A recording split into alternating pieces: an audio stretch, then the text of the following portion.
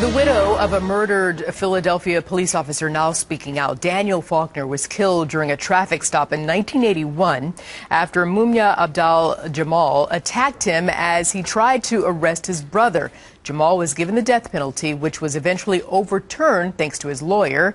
Well, now 3 decades later, President Obama has tapped the man who defended him to head the Justice Department's Civil Rights Division. Mike Slater's here. He's a radio host on San Diego's KFMB and Sirius XM Patriot. And Ebony Williams also here, a radio host on EbonyKWilliams.com. Good to see you both. Morning. All right. Good to see you, Arthur. Very good. Ebony, I'll start with you then. Do you agree or disagree with this nomination? Well, I support the nomination and its process. I do feel like the widow of Sergeant Faulkner has absolutely every right to testify in these proceedings. I think that's reasonable and understandable, given the senseless and tragic nature of this officer's death. However, I do want the Senate to strongly consider the important process that we have in this country in the judicial process. And when we start to impute the crimes of defendants onto their lawyers, we really are corrupting the very nature of our judicial system, which requires attorneys to zealously represent each and every client. That's a constitutional right, and that's simply what this lawyer was doing. So, Mike, let's hear your take on that. As Ebony's pointing out, he was doing his job.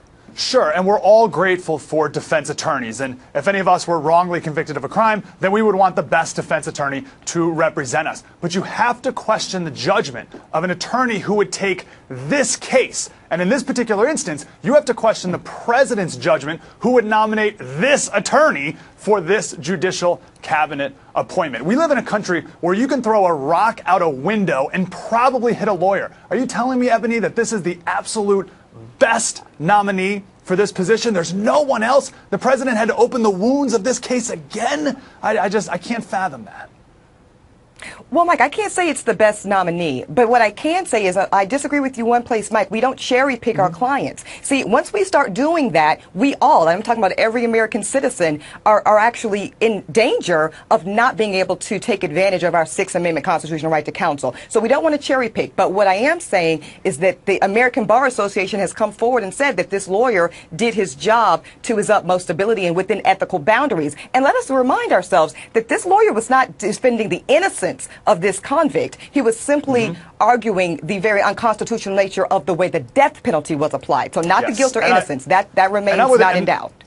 Well said, Ebony. And I'm actually against the death penalty, so I'm not opposed to that action of defense attorneys. But why does this man have to be a presidential appointment in the Justice Department? There's been these last few years, the president has turned this Justice Department into a political arm of power in a lot of different instances. And this is, I think, another one of those that, well, let's say if the Republican president nominated like the defense attorney of George Zimmerman, I'm pretty sure that the left would be outraged over such an appointment when it's not entirely necessary. Let me jump in here because, as we know, Maureen Faulkner, she's the widow of the deceased officer, Officer Daniel Faulkner. She's going to testify at the hearing today. What sort of impact do you think her testimony will make on the confirmation? I'll stick with you on this one, Mike. Well, powerful. I mean, again, it goes back to my point about opening up these wounds. They're still fresh and raw, and there's got to be another way. It's lacking compassion at the very least. Ebony, you say what to that?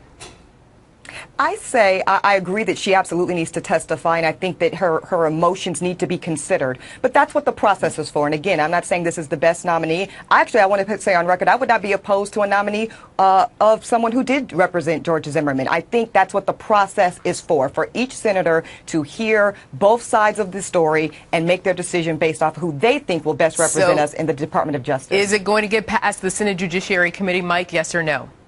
Yes, probably yes. In this insane world we live in, probably yes. All right, Mike Slater, I have to leave it there. Ebony Williams, good to see both of you. Thanks, guys. Thank you.